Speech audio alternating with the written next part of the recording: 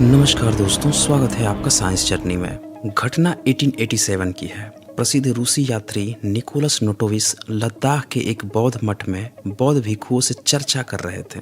उन्हें वहां की लाइब्रेरी में एक ऐसा बौद्ध ग्रंथ मिला जिसे पढ़ने के बाद उनकी आंखें फटी रह गई। उन्हें ऐसा लगा जैसे आसमान से बिजली उनके ऊपर गिर गई हो। दोस्तों, इस वीडियो को अंतिम तक देखिएगा, क्योंकि इस वीडियो को देखने के बाद आपको कुछ ऐसा पता चलेगा जो आज तक आपको नहीं बताया गया। दोस्तों, अगर ये वीडियो पसंद आ रही हो आपको तो इस वीडियो को ज़्यादा से ज़्यादा लोगों को शेयर करें ताकि और लोगों को इस सच का पता चल पाए। और ये पूरी तरह से हैरत अंगेज कहानी है। उस पांडुलिपि में लिखा था, हजरत ईसा के जीवन के विषय में निम्नलिखित तथ्य ज्ञात होते हैं। पहला, उनका जन्म मरियम के पेट से हुआ जो कि कंवारी थी।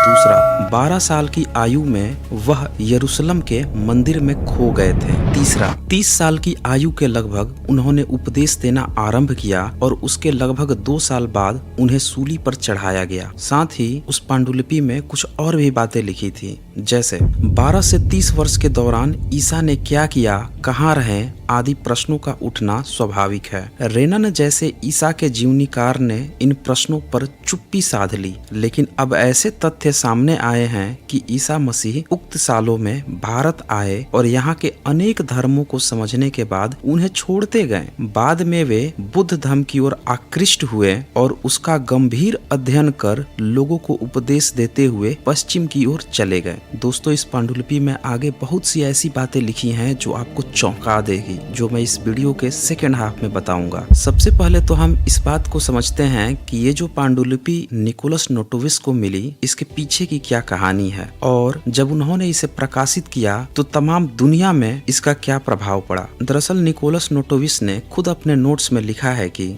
1894 ईस्वी में इस पांडुलिपि को उन्होंने फ्रेंच में इसका ट्रांसलेशन प्रकाशित करवाया। फिर उसके बाद अंग्रेजी में तथा उर्दू में भी प्रकाशित किया गया। नोटविस को बचपन से ही भारत देखने का, वहाँ के रीति रिवाज समझने जानने का बहुत ज्यादा शौक था, तो वो निकल गए टूर पे। काफ पर्वत और फारिस देश की यात्रा करता हुआ आखिर 1887 ईस्वी में भारत की ओर वो चल दिए। वो आगे लिखते हैं, मैं दर्रे बोलन के रास्ते से हिंदुस्तान में पहुंचा। फिर निकोलस रावलपिंडी होते हुए अमृतसर पहुंचकर दरबार साहिब के भी दर्शन किए और फिर वो महाराजा रणजीत सिंह की समाधि देखने के लिए कश्मीर में भी गए और वहीं से लद्दाख की तरफ गए थे, जहां पे एक बौद्ध मठ था जिसका नाम हंस मठ था। उसी की पुस्तकालय में उन्हें ये पांडुलिपि मिली थी। अब चूंकि उन्हें बौद्धों की भाषा आती नहीं थी, तो उसी हंस मठ के जो लामा थे उनसे उन्होंने कहा कि ये जो आप लोग बता रहे हो कि ईसा के बारे में लिखा है, तो उसका जीवन चरित्र मुझे पढ़कर आप लोग खुद सुनाएं। और फिर जब लामा ने ईसा के बारे में जो चीजें लिखी थी वो सुनाया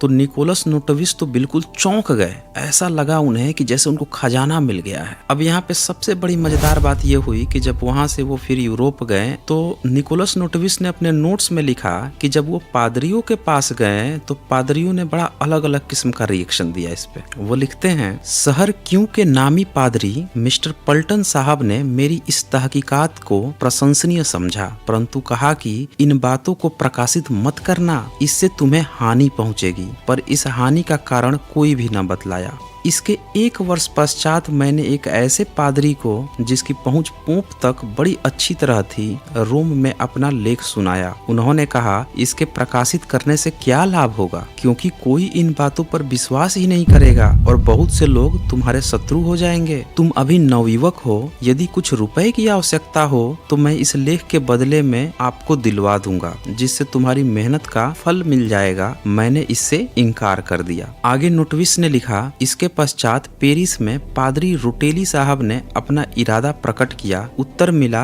अभी इसका समय नहीं है। पहले ही ईसाई मत को नास्तिक लोगों के हाथों से हानि पहुंच रही है। तुम ईसाई धर्म के छिद्र दर्शकों और शत्रुओं के हाथ में एक और नया हथियार दे दोगे। इस कारण से मैं तुम्हें सारे ईसाई संप्रदायों की भलाई के लिए कहता हूँ कि तुम अपनी खोज खोजों को प्रकाशित मत करो। तो यहाँ आप देख रहे हैं कि तमाम जो पादरी हैं वो भी इनको मना कर रहे थे तरह तरह से। आगे नोटविस लिखते हैं, इसी प्रकार मैंने यह पुस्तक एक अन्य प्रसिद्ध पादरी को दिखाई। उसने कहा, पुस्तक को मेरे पास छोड़ जाओ। मैं यह समझकर कि मुफ्त में यह अपना ही नाम करना चाहता है, पुस्तक को वहां छोड़ आने से इनकार कर दिया और उस पादरी की मृत्यु के 1 वर्ष पश्चात इसके छपवाने का प्रबंध किया। अच्छा, नोटविस जो है उन्होंने आगे ये भी लिख दिया, इससे पहले कि मेरी प्रकाशित की हुई बातों पर उंगली उठाई जाए, मुनासिब यह होगा कि कोई विद्या प्रेमियों की सभा कुछ विद्वानों का कमीशन भेजकर इस बात की तहकीकात करवा ले कि जिन बातों को मैंने पब्लिक के सम्मुख रखा है वे बौद्धों की पुस्तकों में लिखी हुई है या नहीं। अब मैं जो उन्होंने अनुवाद किया था उसके कुछ अंश दिखाने जा रहा हूँ और इसमें कुछ विवादास्पद बातें भी हैं और जिसका मैं क्लियरिफिकेशन भी दूंगा, जिससे आप लोगों को उसको समझने में मदद मिल जाएगी कि वास्तव में ये नोट्स कितने सही हैं कितने गलत हैं। चैप्टर 5 में उन्होंने लिखा,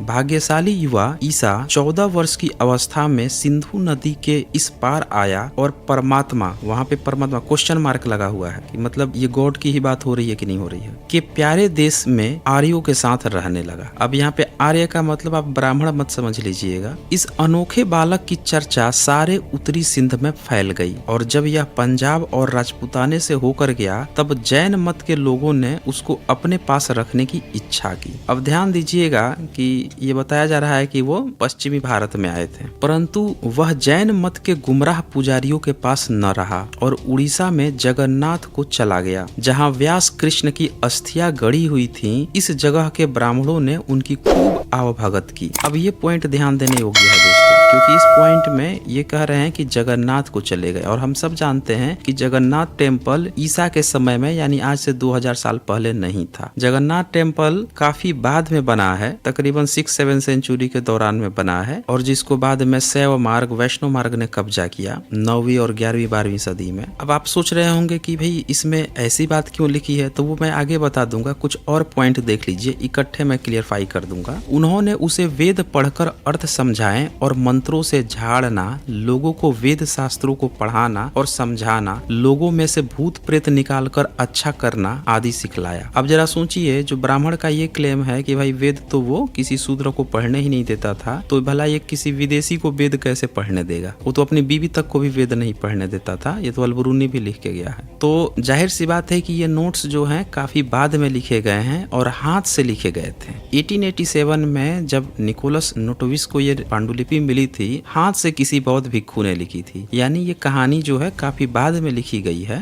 जगन्नाथ राजगृह बनारस और दूसरे तीर्थों में 6 वर्ष रहा। प्रत्येक मनुष्य ईसा को प्रेम करता था क्योंकि वह वैश्यों और शूद्रों के साथ मोहब्बत से बर्ताव करता था और उनको वेदों और शास्त्रों का उपदेश देता था। तो यहाँ पे आप साफ साफ देखें कि जब भारत में वर्ण व्यवस्था यानी कि ये 13वीं-14वीं सदी के बाद जब चीजें आई हैं, तब का ये नोट्स लिखा गया है। ये बात यहाँ पे साफ साफ आपको ध्यान देने योग्य है।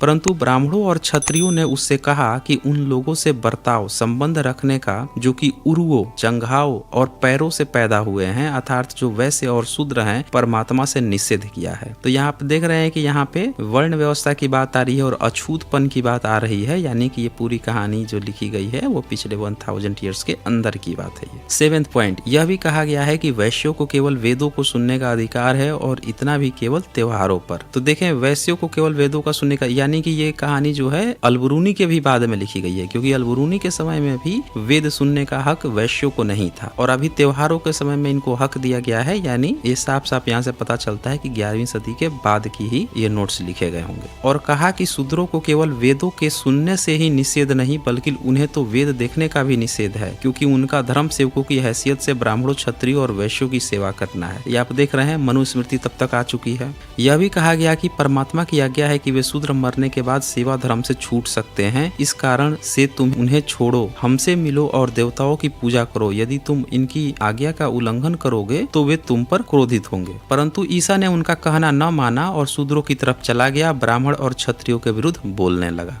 उसने किसी मनुष्य के इस वचन को, मुझे दूसरे लोगों के अधिकार छीन लेने का अख्तियार है, बहुत बुरा बतलाया। और यहाँ पे एक बात आपने ध्यान दिया होगा कि जब इन्होंने लिखा कि जगन्नाथ में व्यास कृष्ण की अस्थियां गड़ी हैं, तो अस्थियां गाड़ने का काम काम सिर्फ बौद्ध करते थे। याद रखिएगा दोस्तों, शरीर को जलाते थे, अस्थि को लेकर नीचे दफना देते थे। तो जगन्नाथ में ये जो व्यास कृष्ण बोल रहा है, यानी कि ये किसकी बात कर रहा है? ये किसी बौद्ध भिक्षु की ही बात कर रहा है। और चूंकि ये कहानी ही बहुत बाद में लिखी गई है, इसीलिए इसको डायरेक्ट पढ़कर ऐसा आपको प्रतीत हो रहा होगा किसी ब्रह्मनिकल सिस्टम की बात हो रही है।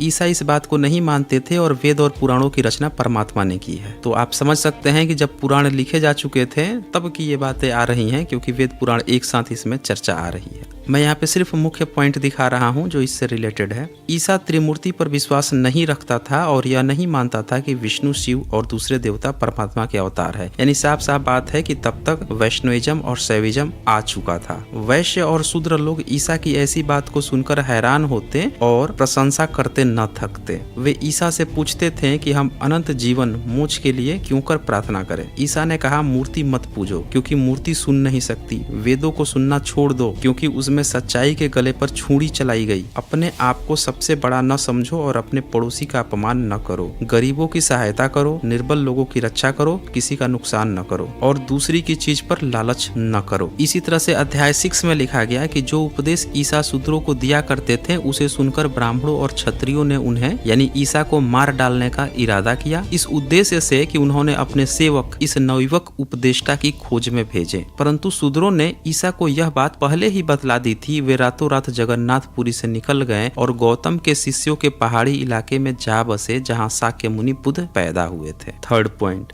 पाली भाषा के विद्वान बनकर न्यायशील ईसा सूत्रों की पुस्तकों को पढ़ने लगे। फोर्थ पॉइंट, 6 साल के बाद ईसा ने, जिसे बौद्धों ने अपने शास्त्र को फैलाने के वास्ते चुन रखा था, उन धर्म ग्रंथों की व्याख्या करने में पूरी योग्यता प्राप्त कर ली थी। तो यहाँ पे आप देख रहे हैं फिफ्थ पॉइंट, इस समय ईसा नेपाल और हिमालय की पहाड़ियों को छोड़ राजपुताने में आ गए और लोगों को यह उपदेश देते हुए कि मनुष्य में पूर्ण बनने की योग्यता है, पश्चिम यूरोप की ओर चले गए। 6 पॉइंट, ईसा ने बतलाया कि बुद्ध पद को प्राप्त होने का निसंदेह कारण पड़ोसी से भलाई करना है और कहा कि जो मनुष्य सच्ची पवित्रता को प्राप्त करेगा वह पापों से छुटकारा पाकर निर्वाण पद को पाएगा। तो आप यहाँ पे देख पा रहे हैं कि ये जो पांडुलिपि मिली 1887 में निकोलस नोटोविश को, उसमें ये सारी बातें लिखी हुई थी। यानी जिस भी बंदे ने ये बात लिखी थी उसको इस बात का तो आइडिया था कि 12 से 30 साल के बीच में जीसस जो है वो इन इलाकों में आए थे। अब यहाँ पे इस चीज को सिलसिलेवार ढंग से मैं आपको क्लियरफाई करता हूँ कि यहाँ चक्कर क्या हुआ है। देखें, यरूशलेम से जब आप भारत आएंगे तो बीच में ईरान भी पड़ेगा। तो ईरान जो है वहाँ पे अगर 2000 साल पहले की बात करें तो वहाँ पे वर्ण व्यवस्था चलती थी। वहाँ पे क्षत्रिय होते थे, वहाँ पे ब्राह्मण होता था, वहाँ पे वैश्य होते थे और वहाँ पे कारीगर वर्ग होता था, यानी शूद्र होता था। जब वो आए होंगे ईरान वगैरह में तो वहाँ पे उन्होंने उस वर्ण व्यवस्था की चर्चा की होगी और वहाँ पे उनके पारसियों का जो धर्म था उसको उन्होंने फेस किया होगा और इसीलिए ये वर्ण व्यवस्था की बातें आई हैं। तो जिस भी बंदे ने यहाँ पे ये मेंशन कर दिया कि वो भारत में आ गए और ब्राह्मणों के वेद पुराण और इस चीजों को देखा, ये दरअसल ब्राह्मणीकरण किया गया है। दरअसल ये घटना हुई होगी ईरान के जगह। फिर वहाँ पे जब उन्होंने विरोध किया होगा कि भाई देखो ये तुम लोग ठीक नहीं कर रहे हो, शूद्रों को या जो वर्ग को तुम नीच बना रखे हो, तो वहाँ के लोगों ने विरोध किया होगा। तब वो भारत के देश में आए होंगे और पूरे भारत को उस समय बुद्ध देश कहा जाता था, क्योंकि भारत तो पूरा बुद्धमय था आज से 2000 साल पहले। वहाँ तो भारत में तो यूनिवर्सिटीज थी इतनी बड़ी बड़ी। बाइबल में इस बात का कहीं भी वर्णन नहीं मिलता कि ईसा अपनी आयु के 12वें वर्ष से लेकर 30 वर्ष की आयु तक क्या करता था और कहाँ था। इससे प्रकट है कि उसने अपना यह समय ज्ञानार्जन, धर्म चिंतन और प्रवास में बिताया होगा। अतएव विश्वास पूर्वक कौन यह कह सकता है कि आयु के इस भाग में उनका बौद्ध भिक्षुओं से प्रत्यक्ष या पर्याय से कुछ भी संबंध हुआ ही न होगा, क्योंकि उस समय बौद्ध यतियों का दौरा यूनान तक हो चुका था। नेपाल के एक बौद्ध मठ के ग्रंथ से स्पष्ट है कि उस समय ईसा हिंदुस्तान में आया था और यहाँ उसे बौद्ध धर्म का ज्ञान प्राप्त हुआ। यह ग्रंथ निकोलस नोटोविस नाम के एक रूसी के हाथ लग गया था। उसने फ्रेंच भाषा में इस ग्रंथ का अनुवाद सन 1894 ईस्वी में प्रकाशित किया है। बाबू रमेश चंद्र दत्त जो हैं, उन्होंने बहुत विस्तार से, उनका एक ग्रंथ है history of civilisation in ancient India, जिल्द 2 अध्याय 20 पृष्ठ 328 से 340, उसके बीच में उन्होंने क्या लिखा कि नोटोविस को मिला हुआ ग्रंथ सत्य हो या प्रक्षिप्त, परंतु हमने केवल ऐतिहासिक दृष्टि से जो विवेचन ऊपर किया है उससे यह बात स्पष्टता विदित हो जाती है कि यदि ईसा को नहीं तो निदान उनके उन भक्तों को जिन्होंने नई बाइबिल में उनका चरित्र लिखा है, बौद्ध धर्म का ज्ञान होना असंभव नहीं था, और यदि यह बात असंभव नहीं है तो ईसा और बुद्ध के चरित्र तथा उपदेश में जो विलक्षण समता पाई जाती है उसकी स्वतंत्र रीति से उत्पत्ति मानना भी युक्ति संगत नहीं जचता। यही नहीं, एडमंस और एनएसए जैसे विद्वान जो लोग हैं उन्होंने कथोपदेश पर बहुत ज्यादा काम किया। उनकी प्रसिद्ध एक पुस्तक है बुद्धिज्म एंड क्रिश्चियन गोस्पेल्स। अच्छा, मैक्स मूलर ने भी ये इंडिकेट किया था कि ईसा और बुद्ध में ऐतिहासिक संबंध होना प्रतीत होता है। इसके साथ ही और भी बहुत सारे विद्वानों ने इस बात को स्वीकार किया कि हाँ, इन दोनों में कुछ न कुछ बातें थीं, क्योंकि इसकी जो इंटरनल संरचना है ईसाइयत की वो बुद्ध मार्ग से मैच करती है। इवन आप देखेंगे कि उनके हाथों की मुद्रा वगैरह है ईसा की, वो भी बुद्ध की मुद्राओं की तरह मिलती है। बुद्ध ने जो करुणा की और क्षमा की बातें की हैं वही चीजें जीसस में भी देखने को मिलती है। जैसे वो मरते समय भी अपने मारने वालों को भी कहते हैं कि दया करो, करुणा करो। ये सारी बातें जो हैं अब्राहमिक रिलीजन में नहीं मिलती। जैसे आप इस्लाम में देखें तो मुहम्मद दुश्मनों को मारते हुए नजर आते हैं, लेकिन जीसस में ये जो करुणा की भावना आती है इसका भी मिलाप ये देखने को मिलता है कि कहीं ना कहीं उनका कनेक्शन बौद्ध मार्ग से था ही। एक सबसे खास बात यह है कि सम्राट अशोक के समय में ही